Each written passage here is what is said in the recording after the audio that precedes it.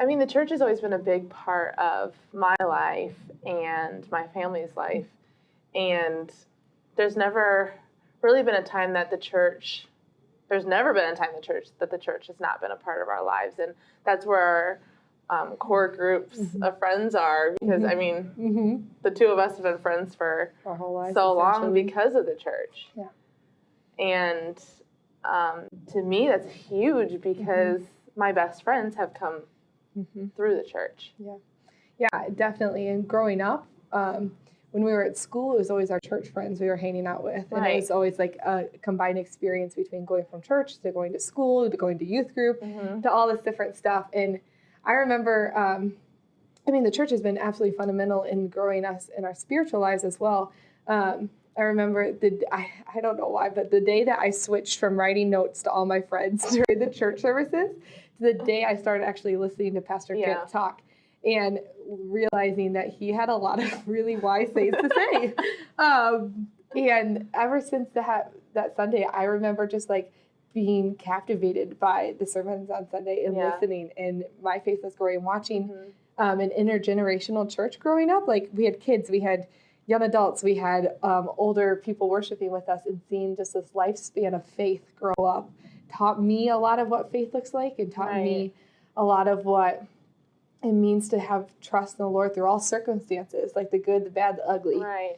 And it's like the church that we've experienced is, I fully believe, is the church that Christ talked about, and it being this body of people that not only learn about Christ together, but are Christ to each other. Yeah. And I know we've both experienced that so much. I mean, recently, like, especially like we've had weeks that our parents haven't been around, and we've needed people and they've been there, and we didn't even ask them to.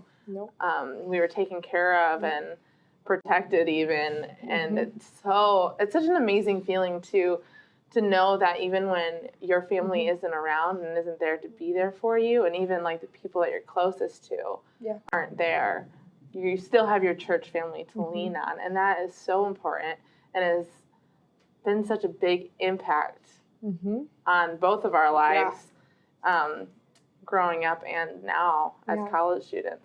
I remember, I think every surgery that my family has faced, like my sister with all her face surgeries, and my parents, and like even surgeries I've had, at least one representative from the church has been present at every single surgery, because that's just what we did. It wasn't a question of like, oh, this is really awesome. I mean, it was really awesome, but it was just what we did as a church family.